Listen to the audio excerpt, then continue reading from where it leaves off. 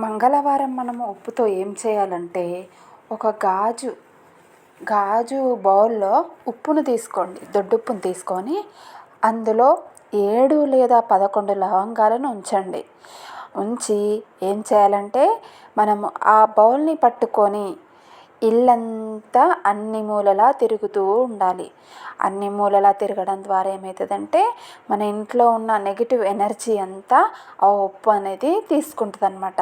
దాన్ని తీసుకువెళ్ళి ఎవరూ చూడని చోట ఒక వారం రోజుల పాటు దాచిపెట్టాలన్నమాట.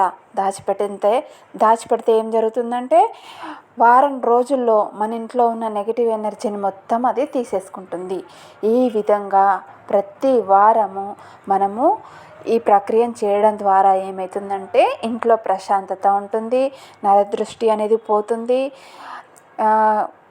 ఈ ప్రక్రియను మనం మంగళవారం రోజు చేస్తే ఏమవుతుందంటే కుజుని ద్వారా కలిగే దుష్ప్రభావాలు అంటే ఏంటిదంటే ఈ గొడవలు కానివ్వండి, ప్లస్ ప్రమాదాలు కానివ్వండి, ఇలాంటివి ఏమీ జరగకుండా ఇంట్లో సుఖ సంతోషాలతో ఆయుర ఆరోగ్యాలతో ఉండడానికి ఈ పరిహారం అనేది చాలా బాగా పనిచేస్తుంది.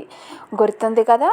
ఒక బౌల్లో ఉప్పు తీసుకొని, గాజు బౌల్లో ఉప్పు తీసుకొని దానిలో 7 లేదా 11 లవంగాలు తీసుకొని ఇల్లంతా ఒకసారి తిప్పి ఎవరూ చూడని ప్రదేశంలో ఉంచి చివరికి మనం ఏం చేయాలంటే దాన్ని వారం రోజుల దాకా ఉంచి వారం రోజుల తర్వాత ఆ ఉప్పును తీసుకెళ్ళి పడేసేయాలన్నమాట.